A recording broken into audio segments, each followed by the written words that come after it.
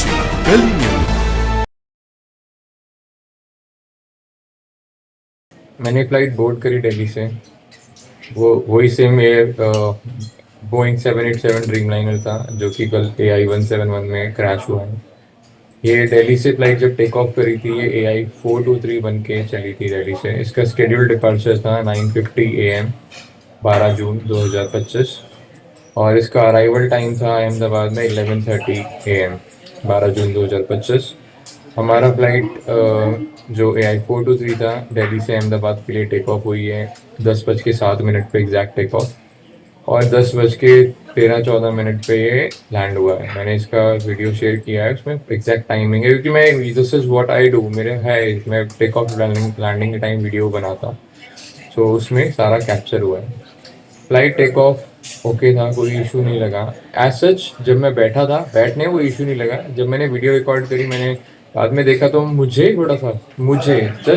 मैं जिस चीज़ को क्लैरिफाई करना चाहता हूँ, बीइंग ए पैसेंजर, मुझे थोड़ा सा लगा कि कुछ मे बी कुछ थोड़ा अनयूजुअल मुझे लगा बाहर फ्लैप्स को देखकर, जो कि वीडियो में एक्सपर्ट्स बता पाएंगे कि वो अनयूजुअल था नहीं था, वट एवर इट इज़। तो एक चीज़ तो मैं ये क्लैरिफाई करना चाहता हूँ आपके माध्यम से कि मैंने अपना ओपिनियन दिया है। मैंने ये नहीं बोला कि जो मैं बात बता रहा हूँ ये वो वैलिड पॉइंट्स है जिनसे कि प्लेन क्रैश हुआ होगा। I never said that, right. उसके बाद टेक ऑफ था। हमको थोड़ी देर में 20 मिनट बाद 20-25 मिनट बाद एवरीथिंग वाज गुड, ठीक है। बट क्रूजिंग ऑल्टीट्यूड पे मैंने फिर से चीज़ें वो बाहर विंडो के देखा तो वो एक जो टेक ऑफ के टाइम फ्लैप का बिल्कुल पीछे वाला पार्ट है बीच में है वो नीचे हो रहा है बार बार नीचे ऊपर। तो वो क्रूजिंग ऑल्टीट्यूड पे भी से स्पेसिफिकली वही वाला पार्ट ऊपर नीचे हो रहा था, राइट। अब कुछ लोग बोलेंगे कि आपने वो रिकॉर्ड क्यों नहीं किया। आई एम ए ट्रैवलर, मैं एक नॉर्मल पैसेंजर हूँ, राइट। हाँ, मुझे एविएशन में इंटरेस्ट है तो बट मैं हर चीज़ को अब रिकॉर्ड अगर अब मैं ये तो है नहीं कि मैं अगर फ्लाइट में हूँ और ये फ्लाइट क्रैश हो गई है ये और मेरे पास जो प्रूफ थे और जो मैं बता रहा हूँ, I think people are expecting कि मैं हर चीज़ को रिकॉर्ड करता। इतना कोई नहीं करता है, ये चीज़ भी मैं क्लैरिफाई करना चाहता हूँ। उसके अलावा जो था, मैंने जैसे कि एक वीडियो डाला था सोशल मीडिया पे कि एसी वॉज नॉट वर्किंग। जब ग्राउंड पे था एसी नहीं चल रहा था। कई लोगों ने इस पे बोला एविएशन एक्सपर्ट्स में जिनके साथ मैं समझता हूँ इस चीज़ को कि हाँ मे बी ये चीज़ हो सकती है। उन्होंने बोला कि for a better thrust during take off AC को बंद करके रखा जाता है, ठीक है। सब लोग परेशान थे, गर्मी थी एटलीस्ट। हम सब ने मतलब मेरे यहाँ तो मैंने तो कुछ बोल नहीं पाया क्योंकि मैं विंडो सीट पे था, मैं प्रेस कर रहा था उसको बार बार। But the crew were in rush क्योंकि टेक ऑफ के लिए ऑलमोस्ट रेडी था फ्लाइट। पहले तो मैं बैठा रहा, मेरे को लगा हो जाएगा। टैक्सी के बाद टैक्सी नहीं, जब पुशबैक हुआ तो फ्लाइट एक जगह पे खड़ी थी 10-15 मिनट के आसपास। तो उस टाइम वो था और टेक ऑफ के बाद जो था, टेक ऑफ के बाद मैंने विंडो सीट से मिडिल सीट पे स्वैप कर लिया अपने फादर के साथ। सो हाँ, उसके बाद एसी का कंप्रेसर चलना स्टार्ट हुआ लेकिन ऑन ऑफ करके ही था वो, ये नहीं कि एक कांस्टेंट टेम्परेचर। इट वाज कभी मतलब ठंडा है ठीक सा कर रहा है, कभी फिर वही सी गर्मी वाली फील आ रही है। मतलब जितनी भी एक नॉर्मल फ्लाइट होती है, ये भी नॉर्मल फ्लाइट ही थी वैसे तो, बट जो भी एक यूजुअल होता है टेम्परेचर और ये सब वैसा नहीं था। जो भी पहले उस फ्लाइट में और भी लोग थे, मैं रिक्वेस्ट करता हूँ कि उन लोगों से भी कनेक्ट किया जाए क्योंकि जब हम अहमदाबाद लैंड किए थे और जो उनकी बस से हम अराइवल हॉल पे जा रहे थे तो उसमें भी लोगों ने एंटर करने के बाद ये बोला था कि प्लेन से ठंडा एसी तो बस का एसी है, राइट। इसके अलावा मैंने जो अपना फीडबैक दिया है सोशल मीडिया पे वो मेरा फीडबैक था। It has nothing to do with the crash. मैंने ऐसा कहीं पे मेंशन नहीं किया। मैंने ये मेंशन ज़रूर किया था कि कुछ चीज़ें मुझे गड़बड़ लगी थी। बट एक बात बताइए कि हर बंदा दुनिया में है, सबके लिए हर चीज़ का अलग पर्सपेक्टिव है। और कुछ लोग बोल रहे कि आप पहले करते ट्वीट इसको, मैं एग्री करता हूँ अब। लेकिन मैं किसी मीटिंग से गया था अहमदाबाद में, राइट, और मेरा चेक इन लगेज भी नहीं था। मैं एयरपोर्ट से निकलते ही डायरेक्ट गाड़ी में बैठा हूँ, गाड़ी में बैठते ही मेरी मीटिंग स्टार्ट हो गई है क्योंकि मेरे को शाम को ही कल रात को ही वापस एयर इंडिया की फ्लाइट से दिल्ली आना था। मेरे पास टाइम बिल्कुल बहुत टाइट शेड्यूल था मेरा। मेरे को नहीं पता था ना ये प्लेन क्रैश होने वाला है, किसी को भी नहीं पता था प्लेन क्रैश होने वाला है, राइट। मैं अगर ऐसा कुछ होता मैं इमीडिएटली डाल देता। मैं गाड़ी में बस बैठा, just took me 5 minutes 10 minutes to exit the airport. मैं गाड़ी में बैठा, मेरी मीटिंग वहीं से स्टार्ट हो गई थी। एंड मेरे को अहमदाबाद से 120 किलोमीटर दूर जाना था, फिर आना भी था, रूट पे ट्रैफिक भी होता है। So if people are expecting कि मेरे को पहले करना चाहिए था, आई नो करना चाहिए था, बट ऐसा कोई मतलब है नहीं। आप पर्सनली भी प्रॉब्लम हो सकती है किसी बंदे की, या पर्सनली भी कुछ रीजन हो सकते हैं बंदे के किसी के, कि मैं गाड़ी में बैठा, मेरी मीटिंग स्टार्ट थी, मेरे फ़ोन की बैटरी कम थी, मैंने फ़ोन को चार्जिंग पे लगाया गाड़ी में ही, और उस टाइम थ्रू आउट मैंने मीटिंग करी, ये सोच के जैसे मीटिंग ओवर होगी मैं करूँगा। एंड टू बी ऑनेस्ट, मेरा मीटिंग उस टाइम बस थोड़ा सा गाड़ी में ये था कि चलो अब रेस्टोरेंट चल रहे हैं, विल हैव लंच टुगेदर। तो मैंने कहा चलो ठीक है, मैं एक बार ट्वीट कर देता हूँ यार ये वाला इशू ना। मैंने जैसे ही मैंने ट्विटर खोलने से पहले अपना इंस्टाग्राम देखा तो किसी ने मुझे ऑलरेडी डीएम कर रखा था। फिर मैंने गूगल किया, आई गॉट स्केयर्ड कि यार ये तो वही प्लेन था जिससे हम आए हैं, राइट। ये था मेरे साथ। इसके अलावा एक इन फ्लाइट एंटरटेनमेंट की मैंने कंप्लेन करी है, शिकायत करी थी उसमें। इन फ्लाइट एंटरटेनमेंट की शिकायत के अलावा मैंने एक चीज़ बताई थी ये कई मीडिया चैनल्स के ऊपर, कि मेरे को ऊपर ओवरहेड में एक इतना सा स्पेस था, सिल्वर फॉइल और ब्लैक वायर उधर दिख रहा था, उस पर 2 टिश्यू लटके थे। बट उस वही बात है, जिस टाइम ये मैं उस टाइम क्या था, लैंडिंग टाइम मैंने वापस से सीट जो थी अपनी स्वैप कर ली थी पापा के साथ। मैंने बोला ठीक है मैं इधर आता हूँ, मैं देखना चाहता हूँ लैंडिंग, और 5-7 मिनट में लैंड कर जाएंगे, तो कोई नहीं, अगर धूप भी आएगी तो मैं सह लूंगा धूप। ठीक है, मैंने वो किया। उस टाइम में मैंने नोटिस किया लैंड कर रहे थे, तो मैंने कहा ओके चलो वी आर लैंडिंग नाउ। क्योंकि आज एक चीज और मैं यहाँ पे सबसे पूछना चाहता हूँ, चाहे एयर इंडिया हो, चाहे वो लोग हैं जो ट्रोल भी कर रहे हैं मुझे सोशल मीडिया पे, क्योंकि ट्रोलिंग हमारे देश में बहुत कॉमन चीज है।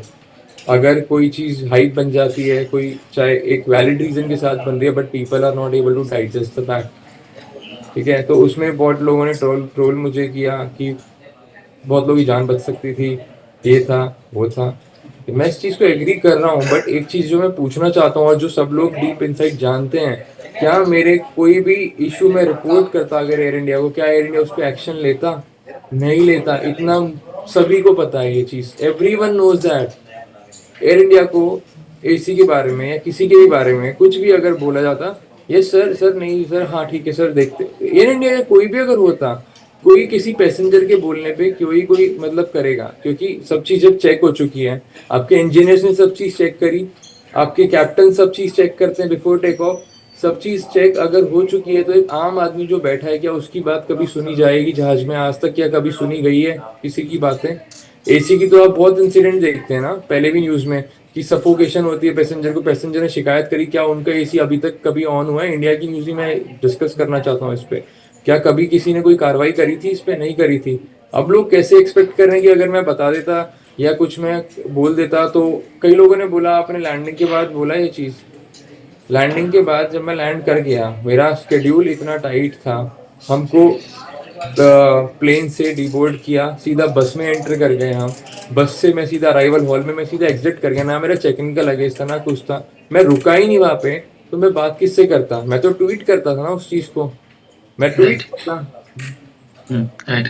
आकाश, आपसे मैं ये जानना चाहता हूँ कि मुझे जितना पता है कि जब फ्लाइट में हम होते हैं तब वो विंडो शील्ड खुला रखा जाता है टेक ऑफ के वक्त, इसलिए ताकि हम अगर कोई एनोमली देखे तो उसको रिपोर्ट कर पाए। और मैंने देखा आपके वीडियो पे कि आप बार बार फ्लाइट अटेंडेंट्स को बुलाना चाह रहे थे बट कोई आ नहीं रहा था। तो ऐसा भी कुछ है कि आप रिपोर्ट करना चाहते थे पर आप कर नहीं पाए कोई चीज़ को, आप बोलना चाहते थे कि ऐसे ही ऑन नहीं हो रहा जो अनयूजुअल है। बिल्कुल बिल्कुल। सो बोइंग 787 ड्रीमलाइनर के बारे में थोड़ा सा कुछ बताना चाहता हूँ, क्योंकि कल मेरा फर्स्ट नहीं था 787 ड्रीमलाइनर। मैंने एयर इंडिया के 787-8 ड्रीमलाइनर में पहले भी फ्लाई किया है, मुंबई टू दिल्ली, जो कि आगे हांगकांग गया था, 2019 की बात है ये। ठीक है, इसके अलावा भी मैंने फ्लाई किया, मैंने वर्जिन अटलांटिक का भी बोइंग 787 फ्लाई किया था, 787-9 2015 में दिल्ली लंदन फ्लाइट कर लिया था मैंने। इसमें क्या चीज़ होती है ना, थोड़ा सा इसमें थोड़ी सी चीज़ जो बाकी एयरक्राफ्ट में हटके क्या होता है, कि जैसे विंडो पे शेड्स होते हैं आपके ऊपर नीचे करते हुए, आपने बिल्कुल करेक्ट बोला कि वो ऊपर रहते हैं टेक ऑफ लैंडिंग के टाइम में, राइट। बट 787 में वो होता नहीं। उसमें क्या होता है, नॉर्मली रहता है टेक ऑफ लैंडिंग के टाइम वो कैप्टन के कंट्रोल में रहता है कि कितनी विजिबिलिटी उसमें होती है। उसमें बटन होता है वन, मतलब एक ऊपर लाइट का, नीचे डार्क करने का।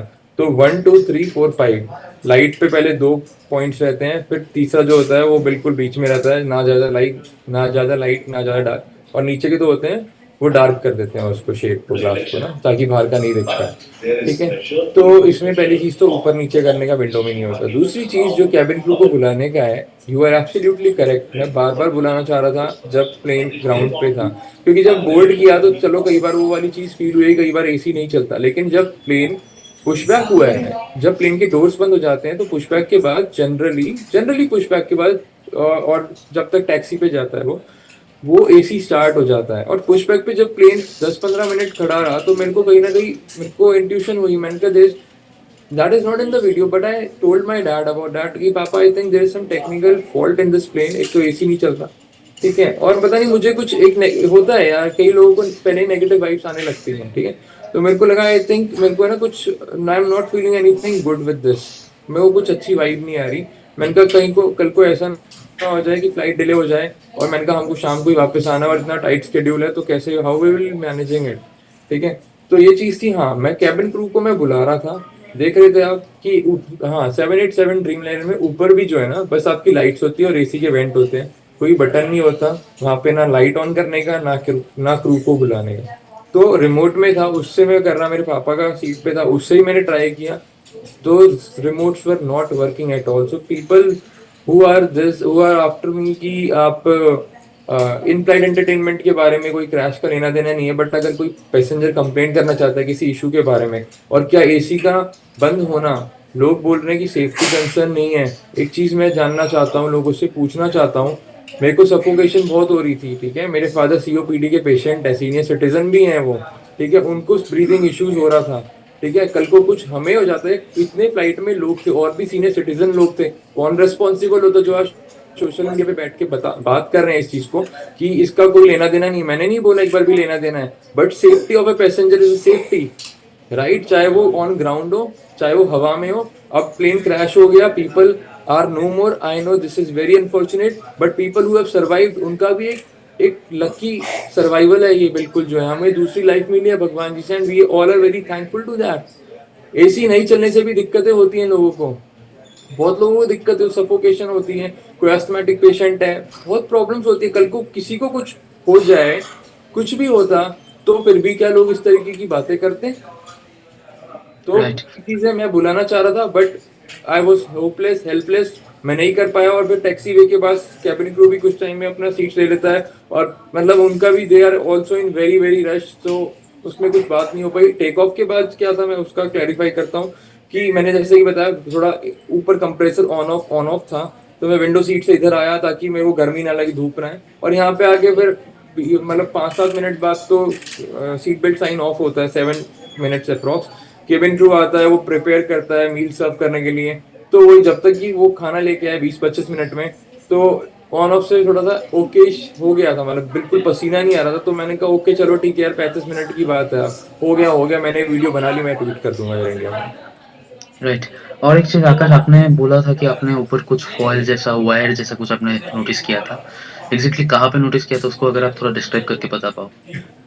देखो और क्या क्या, आपको लगता है कि ये एग्ज़ैक्टली क्या था? अगर आपको क्या लगा?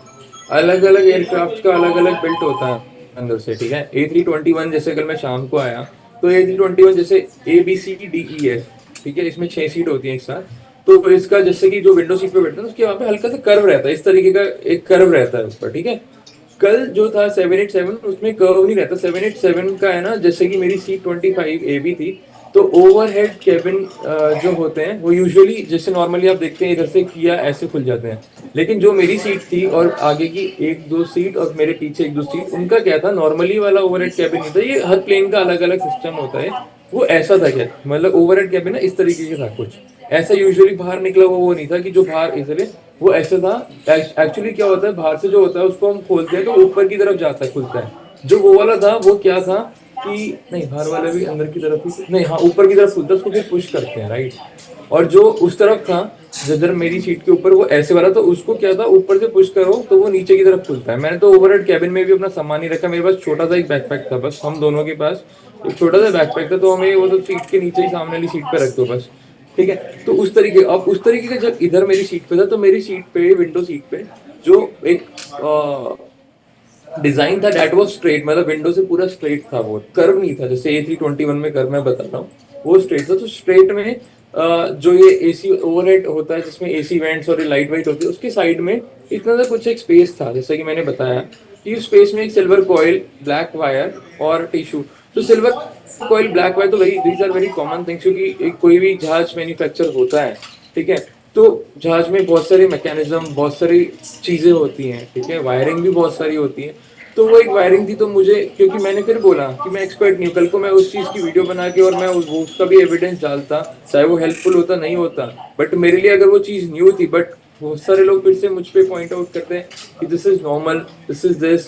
सो I am again saying I am not an expert. मुझे जो लगा बस मैंने उस चीज़ को बता रहा हूँ अपने माध्यम से, आप लोगों के माध्यम से, कि मेरे को वो चीज़ थोड़ी सी, मतलब मैंने फर्स्ट टाइम वो चीज़ नोटिस करी, या तो मैंने फर्स्ट टाइम चीज़ नोटिस करी, या वो यूजुअली होता है।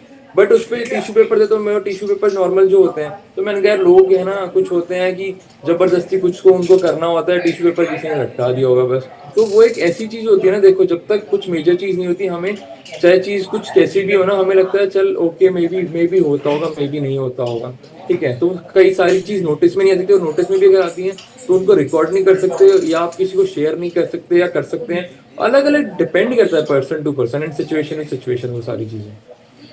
राइट, अभी कौन एक्सपेक्ट करता है हर दिन की प्लेन क्रैश हो जाएगा? मैं भी आपकी जगह होता तो मैं भी शायद वो रिपोर्ट नहीं करता। अभी आकाश, आप हमें जो एविडेंसेस आप दिखाना चाहते थे, आप हमें वो एविडेंसेस दिखा सकते हैं कि आपने पास्ट में भी और अभी भी आपने क्या-क्या एविडेंसेस कलेक्ट किया अगेंस्ट एयर इंडिया?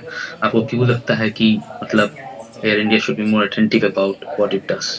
ये मेरे कजन की पिक्चर है। He was coming, he landed in Delhi from New York और न्यूयॉर्क, EWR था या JFK था, ठीक है। उस वो दिल्ली लैंड किया, उसने फोटो मुझे भेजी थी। एक और फोटो जिसमें मैगजीन वगैरह सब फटी हुई थी। अब मैं वो भी नहीं दिखा रहा, क्योंकि लोग बोलेंगे तो कॉमन है मैगजीन फटी होना एयर इंडिया में, बट ये एयर इंडिया में ही कॉमन क्यों है, ये चीज भी जानना चाहता हूँ। कल मेरी ट्रे टेबल भी टूटी हुई थी, मैंने उसकी वीडियो बनाई थी। मेरा खाने की जो ट्रे थी वो बार बार नीचे आ रही थी। मैंने केबिन को, क्रू को तो उसके बारे में बोला था, बट एडजस्ट करना ही पड़ेगा मुझे, ठीक है ना। मैं तो एक आकाश, हाँ, मैं बता रहा हूँ सारी चीजें। तो आपको लगता होगा कि ये शायद मेंटेनेंस लेके कोई इश्यू है, और ये मेंटेनेंस लेके इश्यू सिर्फ एयर इंडिया के इंटीरियर पे नहीं, शायद उनके मशीनरी पे, टेक्निकल चीज़ों पे भी हो सकता है। ऑब्वियसली, क्योंकि इंटीरियर्स तो हम नॉर्मल पैसेंजर्स देख सकते हैं अपनी आंखों से, बट हम जहाज को टेक ऑफ से पहले ना हम एक्सपर्ट हैं इस चीज के देखने वाले, ना हमें नॉलेज है इस चीज की, ना ही हमें अलाउ किया जाता है कि हम जहाज को मॉनिटर करेंगे बाहर से कि हाँ कोई दिक्कत तो नहीं है, कुछ ये तो नहीं है, इशू तो नहीं है। वो तो इंजीनियर्स करते हैं या पायलट्स करते हैं। तो मेंटेनेंस में अगर, जब इंटीरियर मेंटेनेंस जो कि दिखती है आंखों देखी मेंटेनेंस जो कि सब देखते हैं और इतना हाईलाइट करते हैं, जब उसमें सुधार नहीं आ पाया, तो एक्सटीरियर में मैं कोई कमेंट नहीं करना चाहूंगा, बट खुद हर बंदा समझ सकता है कि कुछ ना कुछ हो सकता है बाहर भी जो नहीं देख पा रहे हम लोग, और होती होंगी चीजें ऐसी। मैं इस चीज को 100% श्योरिटी, या मैं इस चीज को मतलब ये वेरीफाई नहीं कर रहा हूँ कि हाँ बिल्कुल होती होंगी, बट होती होंगी, मे और may not be. Now coming back to this picture, आप इस पिक्चर में देख रहे हैं लाइफ जैकेट। ये लाइफ जैकेट है, ठीक है। इमरजेंसी की टाइम सिचुएशन में ये पहनने को बोलते हैं, और ये सीट के नीचे रखी जाती है। ये मेरा भाई आया, it was 16.5 hours long flight, direct flight from New York, किसी एक एयरपोर्ट से दिल्ली की थी। इसकी लाइफ जैकेट टूटी। कह रहा भैया मैंने कैबिन क्रू को रिपोर्ट किया।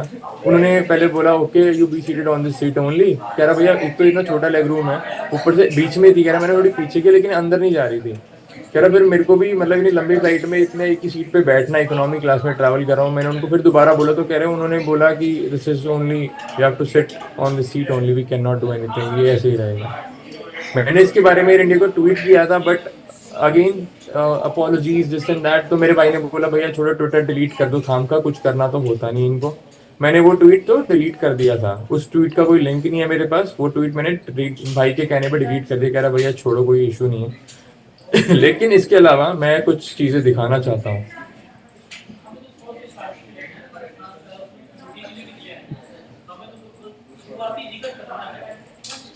अब जैसे कि मेरे देखो इश्यूज हैं, ठीक है। मैं सिंपल सा इशू, कई लोगों को लगेगा अरे ये कैसा इशू, लेकिन जिसको जो इशू होता है वो तो करेगा। मैं अभी कोलालमपुर गया था फरवरी में। पहली बार मैंने फ्लाइट में देखा है कि घिया की सब्जी सर्व हो रही है। मतलब पहली बार मैंने देखा है कि इंटरनेशनल रूट पे घिया की सब्जी सर्व हुई है। तो मैंने एयर इंडिया को बस ये लिखा कि यार ये मतलब मैंने तो इतना एयर इंडिया ट्रैवल किया है, डोमेस्टिक इंटरनेशनल, कभी कुछ इस तरीके से सर्व नहीं हुआ। तो एक मेरा कंसर्न था, पर्सनल कंसर्न सबके होते हैं, सबको राइट है। अगर कोई पैसा दे रहा है चाहे छोटा कंसर्न हो चाहे बड़ा कंसर्न हो, अगर आपके खाने में एक बाल भी निकल रहा है ना, तो आपको वो भी रिपोर्ट करने का पूरा पूरा अधिकार, पूरा पूरा हक है। क्योंकि खाना जब आता है सेट से आता है बन के, I think so, air India का जो मील्स आते हैं, राइट, और वहां पे जब इतना हाईली क्लास वो मेंटेन्ड है, और एक बाल भी चलो हाँ किसी का काम करते करते गिर गया, बड़े बड़े 5 स्टार होटल्स में होता है, but a fault is a fault, right. एक कोई चीज गड़बड़ है तो वो गड़बड़ है, एक बाल भी है तो वो बाल है। तो वो चीज थी, मैंने एयर इंडिया को लिखा, उन्होंने लिखा, dear sir, we regret to note that the meals are onboard and media experience feedback important to us. We have taken note of experience and assure you the necessary steps would be taken against such instance in the future. Thank you for understanding. ठीक है, तो ये चीज मैं ये कह रहा हूँ कि इसमें हम सब चीज देखते हैं, इतने लोग कंप्लेंट करते हैं, ये एक ना टेम्पलेट होता है सभी लोगों का। We regret to inform, we regret for this and that, your feedback is important, we will take note of it for the future, ये वो, and you will not face, thank you for understanding। ये template based चीजें replies होते हैं, ठीक है। अब आता हूँ नेक्स्ट बड़े एक अच्छे इंसिडेंट पे। ये है 4 दिसंबर 2024 का सुबह 5:25 पे। मैंने क्या ट्वीट किया है, due to high BP and other medical conditions I was reboarded from Delhi to Bangkok flight 4 hours ago and till now I am at the airport, got consultation 2 hours ago, waiting for luggage and medical documents so that I can go to the nearby hospital. If something happens to me, Air India will be responsible। अब मैं इस चीज को बोलना चाहता हूँ कि कई लोगों को जिनको लगा है कि कल ये, अच्छा हाँ, कई लोगों को लगा है कि ये टीआरपी के लिए हुआ है, बट मैं एक चीज उन लोगों से पूछना चाहता हूँ। पहली चीज, मैं कोई इन्फ्लुएंसर नहीं हूँ, मेरे पास कोई ब्लूटिक अकाउंट वेरिफिकेशन नहीं है, ठीक है। मेरे को कोई हाईलाइट फेमस होने का शौक नहीं है। मेरा फेसबुक पूरा पर्सनल है, मेरा इंस्टाग्राम पूरा पर्सनल है। ट्विटर पे मैं अपने कंसर्न शेयर करता हूँ, तो मेरा प्राइवेट नहीं है ट्विटर, क्योंकि पब्लिक होना जरूरी है अगर कंसर्न्स आप पोस्ट कर रहे हो, इसलिए मैं ट्विटर पे सारे कंसर्न्स रखता हूँ अपने। मुझे फेमस होता, मैं इंस्टाग्राम पे वीडियो डालता, अपना अकाउंट पब्लिक भी कर सकता था थोड़ी देर के लिए, मुझे बहुत अच्छी रीच मिल जाती। मेरे ट्विटर पोस्ट पे जिसपे व्यूज आए हैं, अराउंड 17-18 मिलियन व्यूज आ चुके हैं। मेरे को इससे पैसा तो नहीं मिल रहा ना भाई, मुझे कोई पैसा नहीं पे कर रहा, ना ही मैं इस घिनौनी चीज़ों के लिए किसी से पैसा ले सकता हूँ जो कल हुआ है, और ना ही ऐसा मैं हूँ, ना ही मुझे टीआरपी गेन करनी है, बल्कि मेरे उससे बहुत लोगों को इस चीज़ की टीआरपी मे भी मिल रही है, मे भी नहीं मिल रही, जो कि मेरे बारे में बैकलैश भी बोल रहे हैं, उल्टा भी बोल रहे हैं, वो भी मेरे नाम से, मेरे ट्वीट से ही उस पर कर रहे हैं। तो मैं उनसे बोलना चाहता हूँ, यार आप लोग बल्कि यूज कर रहे हो, if I am wrong why are you using my tweets, why are you using my name, if I am wrong just ignore it ना। आप उस चीज को बढ़ावा क्यों दे रहे हैं?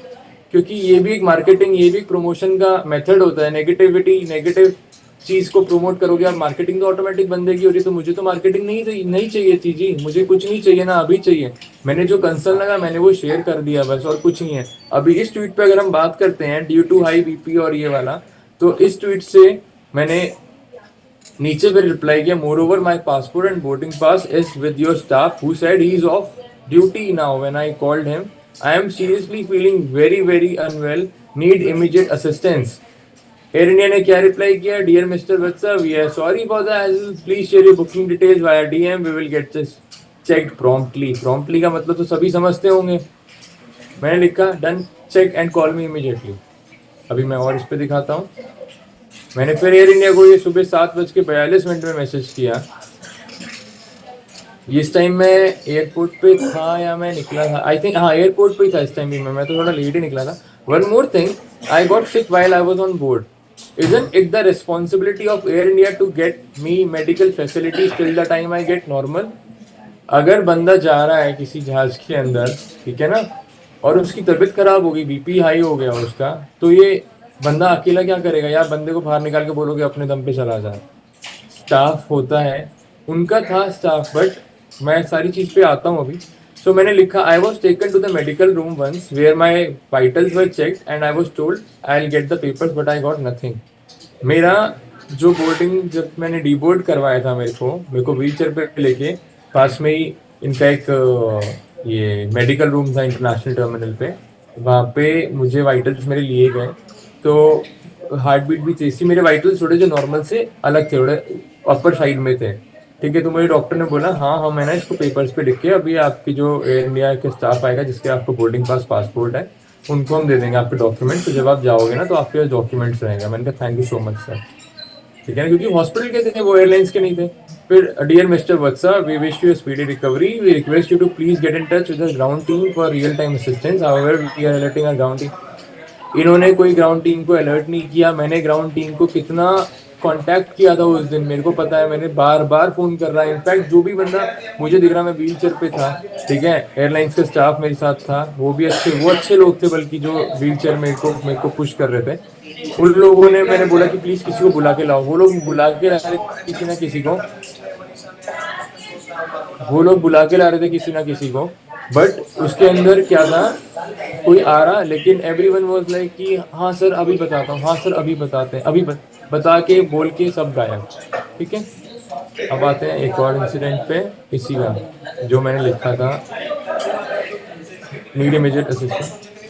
एक बंदा जो कि बीमार है यार, ठीक है, जिसकी हालत, जिसकी बीपी इतना हाई है, जिसको चक्कर आ रहे हैं, जिसके हाथ शिवर कर रहे हैं, हाथ पैर व्हीलचेयर बैठे हुए भी कांप रहे हैं, कोई हेल्प नहीं कर रहा, वो बड़ी मुश्किलों से अपना ये ट्वीट कर रहा है, ठीक है, उसके बाद भी कुछ हेल्प नहीं हो पा रही उस बंदे की। This is so shameful on part of Air India.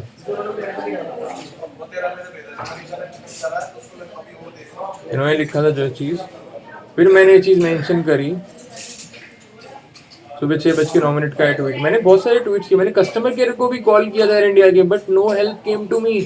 मैंने लिखा I am not feeling fine at all, I need to rush to the, देखो इसमें भी देखो इश्यू था, मिस्टेक, क्योंकि जब कोई बंदा घबराने वाली सिचुएशन में होता है ना, तो उसके हाथ कांपते हैं, वो ये नहीं देख रहा कि मैं क्या लिख रहा हूँ क्या नहीं लिख रहा, बस अपना मैसेज कन्वे करना चाहता है उस टाइम वो। I need to rush to the hospital outside immediately, my BP is high, right. अब इन्होंने बोला था please DM your booking details. अब मैं डीएम पे आता हूँ।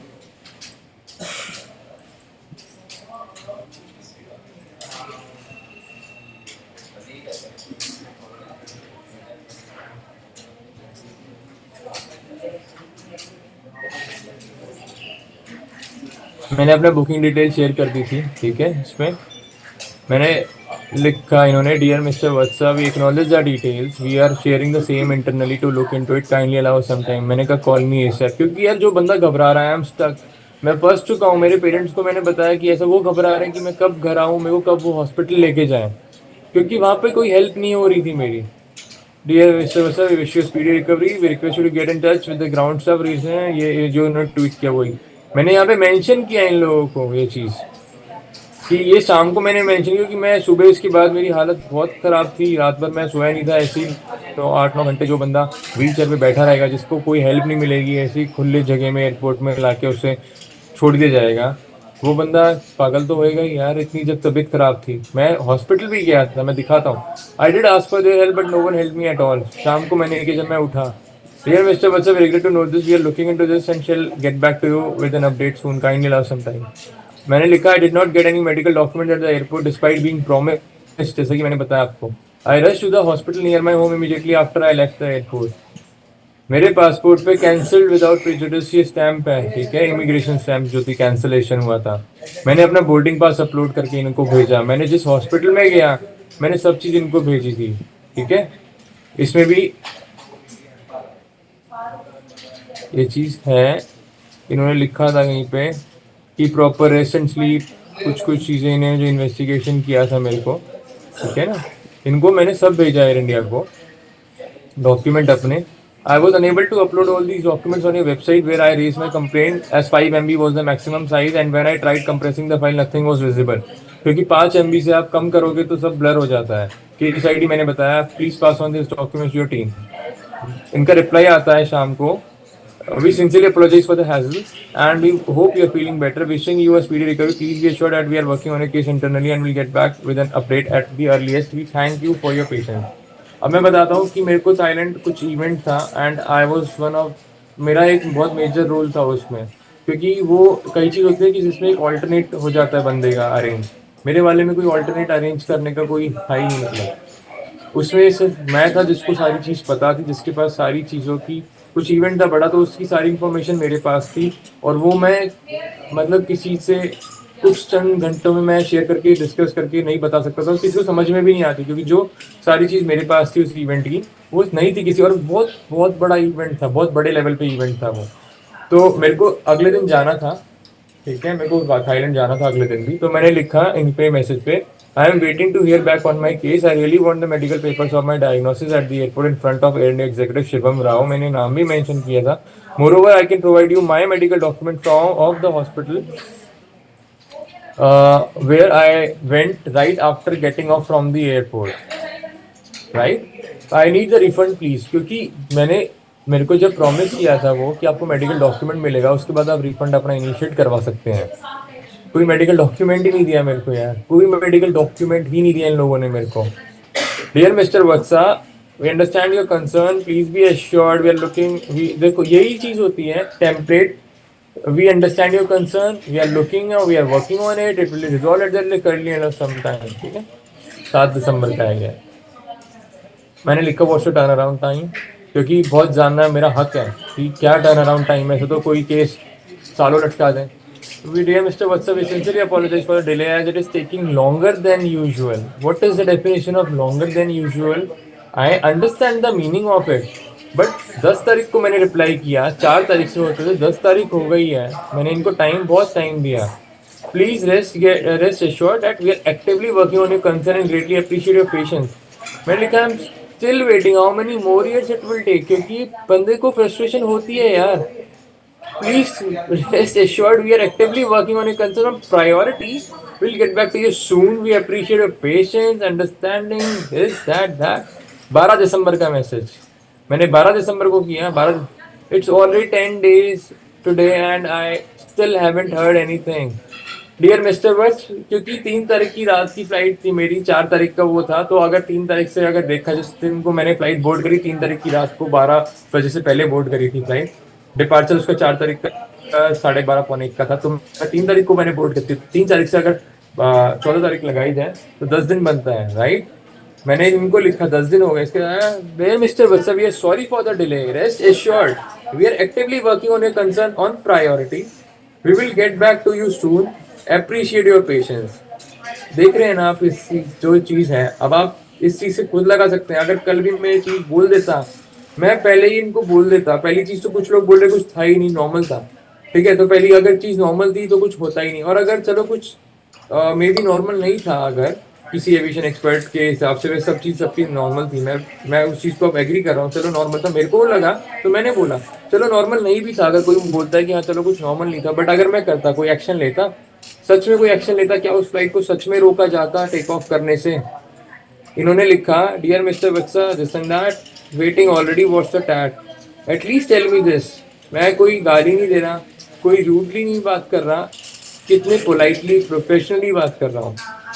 We have highlighted this internet to look into this on priority, please allow some time to get back to you with an update at the list, time given till tomorrow। मैंने लिखा 15 को फिर message किया मैंने इनको, 24 घंटे ज्यादा।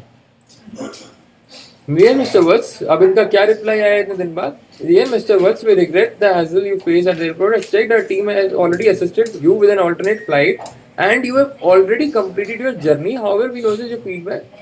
इस लिखा जिस तरीके से लिखा है, अभी रिप्लाई देख के सबको लगेगा ना कि हाँ भाई इनको एक ऑल्टरनेट फ्लाइट में भेज दिया, अगर शायद एयर इंडिया ने पैसे दिए होंगे इनके टिकट के। अगर आप भी मेरी जगह हैं, अगर आप सुन पा रहे हैं स्वागतम मेरे को, and I would like you to reply on this, आपने एयर इंडिया का मैसेज देखा अगर ये line, as check that team has already assisted you with an alternate flight and you have already completed journey. इससे आप यही क्या समझ पा रहे हैं कि एयर इंडिया ने मेरी इस टिकट के पैसे पे किए होंगे, मुझे एयर इंडिया ने ऑल्टरनेट फ्लाइट पे भेजा होगा, राइट? राइट, या बट दे डिड नॉट पे फॉर माई टिकट मेरे को। और आजकल क्या ये चीज हो रखी है, पता नहीं ये क्या है, रूल्स वर्ल्ड वाइड सेम ही है इस चीज के, कि अगर मैंने मेरी अगर फ्लाइट रिटर्न टिकट है सेम एयरलाइन से, और जाने की फ्लाइट मेरी मिस हो जाती है, या नो शो होता है, या मैं किसी रीजन से बोर्ड नहीं कर पाता, मैं बीमार हूँ, मैं डी बोर्ड करता हूँ, तो मेरी रिटर्न टिकट भी कैंसिल हो जाती है उसमें। ये नहीं है कि मैं दूसरी फ्लाइट लेके जाऊँ, मैं रिटर्न उस पर कर लूँ, मेरी वो टिकट वैलिड नहीं रहती, उसके लिए पेनल्टी पे करनी पड़ती है। पेनल्टी एजेंट की आपको जाना है, आपको रीस्केड्यूल उसी एयरलाइन से करानी है। मैं बताता हूँ, मेरे को 5 तारीख की सुबह की जब फ्लाइट लेनी थी, तो मैंने सोचा कि मैं अपने फादर को लेके चलता हूँ, क्योंकि Thailand is visa free country, तो पासपोर्ट रेडी था, तो मैंने कहा उनको ले चलता हूँ मैं। डॉक्यूमेंट्स बुकिंग्स वगैरह मैंने जो इवेंट ऑर्गेनाइजर से उनको बोला, बुकिंग्स हो गई थी उनकी, तो इमीडिएटली फ्लाइट थी उस दिन सुबह 9 बजे। There is some problem with the network, एक बार आपको रिपीट करना पड़ेगा अभी जो आप बोल रहे थे ना, थाईलैंड आप जा रहे थे। हाँ, एक सेकेंड।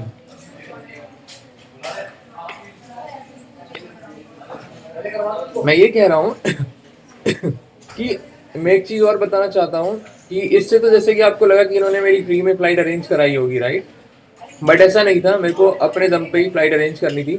सो मैं मेक माई ट्रिप यात्रा से देख रहा था कोई फ्लाइट जिससे कि मैं 5 तारीख को मॉर्निंग में थाईलैंड चला जाऊँ, ठीक है, और मैं सेम जो मेरी 9 तारीख की रिटर्न थी एयर इंडिया से, मैं उससे आ जाऊँ क्योंकि मेरी रिटर्न फ्लाइट थी है। मुझे लेकिन पता लगा एयर इंडिया से जब मैं, क्योंकि मेरे को थाई एयरवेज सस्ती मिल रही थी उस टाइम, एयर इंडिया अगले दिन की महंगी मिल रही थी, राइट? तो मैं सोच रहा कि थाई एयरवेज से चला जाता हूँ और आने का एयर इंडिया से कर लूंगा। लेकिन वो तो मैंने एयर इंडिया में अच्छा है कॉल कर लिया है। मुझे पता लगा कि अगर कोई भी पैसेंजर नो शो या बोर्ड नहीं करता या एक तरफ नहीं जा रहा या तबीयत खराब होकर डीबोर्ड कर दिया है या वो दूसरी फ्लाइट लेके जा रहा है, तो उसकी जो वापसी की रिटर्न टिकट होती है वो वैलिड नहीं होती है। वो उसको वही टिकट, या तो वो एयर इंडिया से ही जाए अपना टिकट रीस्केड्यूल करा के, पैसे दे के, पेनल्टीज दे के, फेयर डिफरेंस दे के, वो उसी फ्लाइट से एयर इंडिया से ही टिकट कराए, तभी उसकी वैलिड टिकट वैलिड रहती है। आई मीन तभी उसकी जो वैलिड टिकट होती है वो मतलब आप आ सकते हो उस पर, राइट? तो मुझे नहीं पता था, मैं तो थाई एयरवेज से कराने वाला था क्योंकि मुझे सस्ती पड़ रही थी। और जब एयर इंडिया ने मेरी कोई हेल्प नहीं करी, आप देख रहे हो 15 तारीख को उन्होंने ये रिप्लाई किया है, उससे पहले कोई मेरे टच में नहीं था। तो उससे आप समझ सकते हो कि मेरे को तो जाना था 5 से 9 तारीख के इवेंट के अंदर, राइट? तो मेरी कोई अगर हेल्प नहीं हुई इस चीज़ के अंदर, मेरे को मैंने अपनी टिकट कराई, मेरी तबीयत खराब थी, मैंने अपने फादर की भी टिकट कराई, सुबह 9:50 की, 9:30 की फ्लाइट थी मेरी, या 10, मेरे को एग्जैक्टली नहीं पता, याद है। तो मैंने अपने फादर की टिकट कराई क्योंकि मेरी तबीयत थोड़ा सा ओकेश थी उस टाइम। बट इवेंट जैसे कि मैंने बोला, और बहुत बड़ा इवेंट था, इवेंट ऑर्गेनाइजर्स को मैं डिच नहीं कर सकता था लास्ट मोमेंट पे, ठीक है? तो मेरी मेरी ड्यूटी होती है बंदे की, ठीक है? तो मैंने बोला कोई नहीं पापा आप चल लो, मैं ट्रैवल करने की कंडीशन में मैं हूँ और कोई इशू नहीं। अब जब घर को कोई फैमिली मेंबर साथ में है तो आप 50% आपकी तबीयत ना वैसे ही ठीक हो जाती है। 50 क्या है, 90% तबीयत आपकी वैसे ही ठीक हो जाती है। पापा को मैं लेके गया उनके, मैंने इवेंट ऑर्गेनाइजर को अपने बोला कि इनके रिजर्वेशन, ये होटल बुकिंग्स वगैरह कराओ। पापा को मैं अपने खर्चे पे लेके गया सारा वहाँ पे, ठीक है ना? लास्ट फ्लाइट, मतलब जो फ्लाइट थी टेक ऑफ, मैंने बताया 9:30-10 का था। सुबह मैं 5 बजे उठा, मैंने बोला उठते ही पापा मैं आपको लेके चलना चाहता हूँ। मैं 5:15 5:30 पापा की टिकट कटवाई है, वो भी प्रूफ है मेरे पास उस चीज़ का। और मुझे ticket more than double the price में मिली थी। बैंकॉक की रिटर्न टिकट जो थी more than double the price में थी वो, ठीक है? तो यही मैं कह रहा हूँ कि इन्होंने जो मुझे बोला, मुझे इन्होंने कोई भी कुछ भी फैसिलिटी प्रोवाइड नहीं करी थी इन्होंने, nothing, they did nothing at all.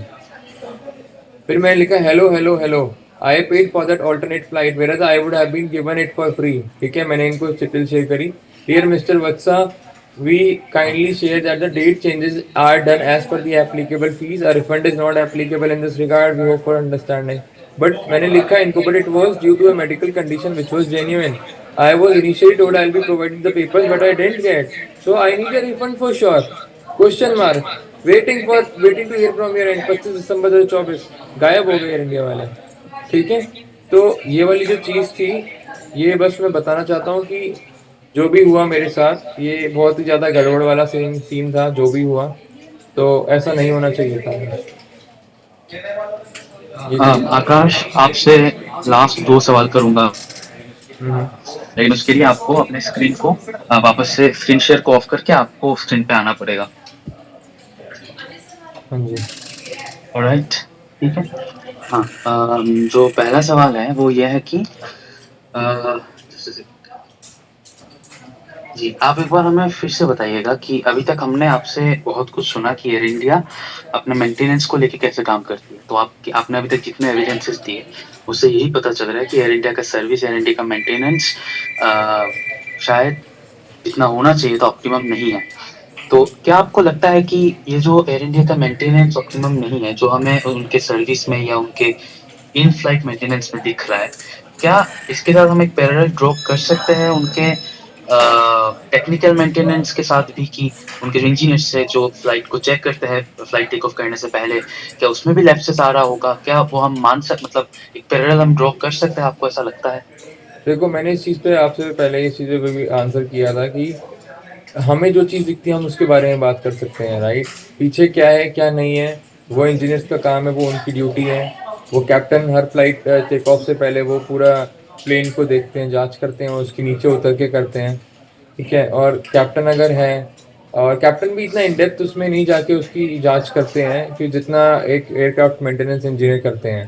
Captain बाहर से टॉर्च से देखते हैं कुछ बॉडी पे कुछ दिक्कत तो नहीं है, इंजन वगैरह देखते हैं, और वो अपने कॉकपिट से सब चीज़ पहले टेक ऑफ से पहले चेक करते हैं, जहाँ तक कि मुझे पता है ये सारी चीज़ें होती हैं। ठीक है। इसके अलावा जो है, मैं ये चीज़ श्योरिटी से नहीं बोलूँगा, ना बोलना चाहता इस बारे में कि जो है टेक्निकल लैब्स कुछ हो सकता है नहीं हो सकता है। नो वन कैन नो कि ये सिर्फ एयर इंडिया की बात है, किसी किसी के साथ भी हो सकता है, कुछ भी हो सकता है। ये तो ये सिर्फ एयर इंडिया का नहीं, बट जितने भी फ्लाइट्स हैं किसी के साथ भी कुछ भी हो सकता है। तो वो बंदा जो अपनी ड्यूटी कर रहा है, कितना रिस्पॉन्सिबिलिटी से, कितना डेडिकेटेडली वो ड्यूटी कर रहा है, वो उसी पे डिपेंड होती हैं। कुछ लैप्सेस ज़रूर होते हो सकते होंगे कि हाँ मे बी होते हो नहीं होते हो, बट जो चीज़ हमें दिखेगी हम तो उसकी बात कर सकते हैं। हम अंदर क्या चल रहा है क्या है, हमने ना वो फ्लाइट बनाई, हम पैसेंजर्स हैं ना, हम नीचे जाके देख सकते हैं, और देख भी लेंगे तो हम कुछ समझ नहीं सकते उस चीज़ को। तो आपको लगता है कि एयर इंडिया को और ज़्यादा अटेंटिव होना चाहिए अपने हर सर्विस को लेके? डेफिनेटली होना चाहिए। आप मेजॉरिटी इंडिया की कोई भी न्यूज़ अगर निकाल के देखते हैं aviation related, majority of the news जो मेरे हिसाब से, मैं अपने हिसाब से बता रहा हूँ, एयर इंडिया की होती है। किसी पैसेंजर के कोई पैसेंजर दूसरे पैसेंजर पे यूरिनेट कर देता है लॉन्ग हॉल फ्लाइट पे, किसी के खाने में छिपकली निकली, किसी के खाने में कॉकरोच निकला, किसी का एसी नहीं चला, किसी के फ्लाइट में चूहा निकला या कुछ निकला। तो बहुत सारी चीज़ें होती हैं, राइट। ये जितने भी इंसिडेंट देखे हैं मैंने, सुने हैं आज तक, मेजॉरिटी एयर इंडिया के सुने हैं मैंने। तो मैं जस्ट एयर इंडिया को टारगेट नहीं कर रहा, बट मैंने अपने जो मेरा पुराना एक्सपीरियंस मैंने आपसे शेयर किया, मेरे भाई का। इसके अलावा और हैं मेरे अराउंड 4,200-300 ट्वीट्स हैं टोटल, जो कि मैं पिछले 10-12 साल से कर रहा हूँ एयर इंडिया को। सिर्फ ये 2 ट्वीट तो, ये तो मुझे ऊपर दिख गया है, क्योंकि 6-7 महीने पुराना था। मुझे डेट याद थी इस रिसेंट जर्नी की, और इसको भी मुझे बहुत नीचे तक स्क्रॉल करना पड़ा कि मैं ट्विटर पर थोड़ा ज़्यादा एक्टिव हूँ। तो मैं सारे तो निकाल नहीं सकता कि मैं स्क्रॉल करके मैं खुद कितना स्क्रॉल करूँगा अब तक। इट इज़ नॉट ईजी, और मैं करूँगा अभी तो मैं मिस आउट कर सकता हूँ। सो कि जिन जिन को लग रहा है कि ये मैंने पहला इंसिडेंट रिपोर्ट किया, टीआरपी थी, ये भाई ऐसा कुछ नहीं था यार, नथिंग लाइक दैट।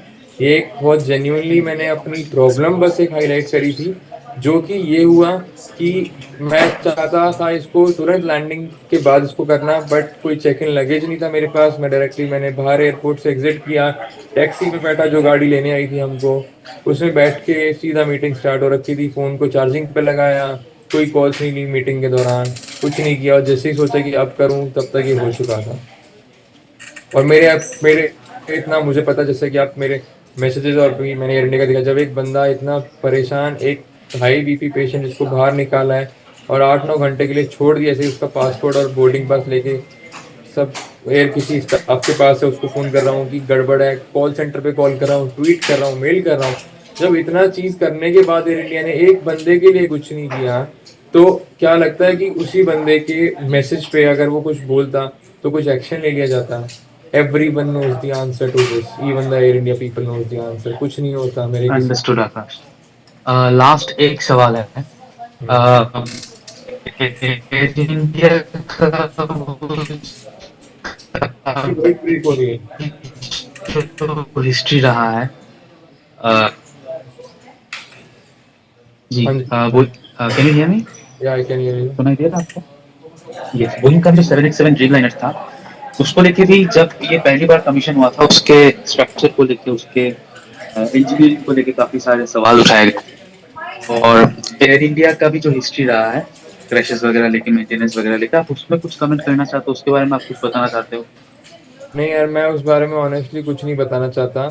मेरे को जो कि रिसेंटली मेरे को अपने जो इंसिडेंट एयर इंडिया के याद हैं, एक तो air India express, I think 19th या 21st में 2010 को कुछ हुआ था। इंडिया एक्सप्रेस ये किसी गल्फ कंट्री से कोची आ रहा था और लैंडिंग के टाइम में क्रैश कर गया था। रनवे शॉर्टेज वाला था। कोविड के टाइम में भी 2020 में भी एक एयर इंडिया का विमान क्रैश हुआ था, एक्सप्रेस था शायद, वो भी गल्फ कंट्री से, आई थिंक कोची आ रहा था कहीं, जब वो रनवे शॉर्टेज से क्रैश कर गया था। तो मैं इस चीज़ के बारे में ये नहीं बोलना चाहता कि air India is at fault और एनीवन इज एट फॉल्ट, क्योंकि यह जो जहाज उड़ा भी रहा है ना, उसके कंधे पे ना सब लोगों की जान सवार होती है, और कोई ऐसा नहीं करेगा, कोई ऐसा नहीं करता। वो सिचुएशन होती है, वो कंडीशंस हो जाती है, सर्कमस्टांसेस होते हैं। एक चीज़ कि जो डेस्टिनी में लिखा है, किस्मत में लिखा है, वो होके रहेगा। बहाने हज़ार मिल जाते हैं, लेकिन जो होना है वो होके रहेगा। तो इस चीज़ के बारे में मैं कुछ शिकायत नहीं करना चाहूँगा कि हिस्ट्री क्या रही है नहीं रही है। जो इंसिडेंट याद थे बस मेरे को, मैंने वो शेयर किए। ये मैं बिल्कुल इस चीज़ से मैं इस चीज़ को तो मैं श्योरिटी के साथ कह सकता हूँ कि ऐसी किसी को इंटेंशन नहीं होती कि कुछ इंसिडेंट जान के हो जाए, और कोई भी कंपनी या ब्रांड अपनी रेपुटेशन इतनी तरीके से खराब नहीं करेगा। बट एटलीस्ट अगर कोई फीडबैक दे रहा है, आप एयर इंडिया के ट्विटर पे भी जाके देखोगे ना पूरा नीचे तक जाके, तो लोगों की बहुत शिकायतें होती है। एयर इंडिया के सभी एयरलाइंस में शिकायतें होती हैं, बट लोग कंपनीज को है ना उनको सीरियसली लेना चाहिए। एक टेम्पलेट बेस्ड जो पूरे दुनिया में चलता है सिस्टम की, कोई अगर कर रहा है तो एक टेम्पलेट बेस्ड रिप्लाई जो होता है, या we are so sorry, we regret, apologies, please be assured it will not happen in the future, your points will be taken care of, thank you for flying with us, sorry for the inconvenience। तो वही थोड़ा ना दुनिया को हटके करना पड़ेगा। जो सोशल मीडिया टीम्स है लोगों की, है जो चीज़ ट्विटर पे हैंडल कर रहे हैं ना, उनको रियल लाइफ सिचुएशन में जाके लोगों को देखना चाहिए, सीरियसली हैंडल करना चाहिए, स्पेशली एविएशन इंडस्ट्री में। क्योंकि एक जहाज में छोटे से छोटे अगर मैं बात करूँ जो कि मेजरली उड़ते हैं वर्ल्ड में, बोइंग का आपका 737 सबसे छोटा है आई थिंक सो, और एयरबस में आपका एयरबस A319 सबसे छोटा जहाज है। सबसे छोटे जहाज में भी अगर बात करूँ तो अप्रॉक्स 100 से ऊपर लोग तो होते हैं, 100+।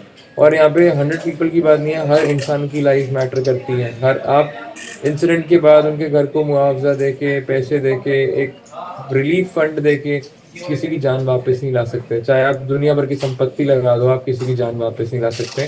सो बस ये हाथ जोड़ कर रिक्वेस्ट कर रहा हूँ कि प्लीज सभी से, कि अगर कोई ट्वीट कर रहा है, आपको कुछ भी छोटी चीज भी अगर रिपोर्ट कर रहा है, आप प्लीज उस चीज को सीरियसली लें एंड थोरोली इन्वेस्टिगेट कराएं on an immediate basis. I know कि कुछ चीज इसमें मतलब फेक भी हो सकती है, कि कुछ चीज इसमें कोई पुरानी वीडियो हो सकती है, वेरीफाई नहीं हो, मतलब वेरीफाई की बात नहीं, पुरानी वीडियो हो सकती है। जैसे ही कल भी कुछ लोगों ने एक पुरानी वीडियो डाली, जो एक पहले प्लेन क्रैश हुआ था कहीं पे, उसकी वीडियो डाल रखी थी। कि फिर कईयों ने उसको फैक्ट चेक किया, नहीं वो पुरानी वीडियो मैंने भी देखी थी, वो पुरानी वीडियो थी एक प्लेन क्रैश की, एक बंदे ने बनाई थी। तो वो चीज़ है कि हाँ, मेरे को पता है कि ये चीज़ 100% भी पॉसिबल नहीं है, बट अगर कोई इतनी डिटेल में अगर चीज़ बता रहा है, और स्पेशली कोई मेडिकल पर्सन या कोई स्पेसिफिकली एक बहुत डिटेल में कोई चीज़ बता रहा है आपको, तो आपको उस मैटर में इन्वेस्टिगेट थॉरोली करना चाहिए, रादर देन जस्ट राइटिंग कि sorry this and that. Please stop it now, it's high time to get alert, it's high time to save the lives of the people, it's high time for everything now।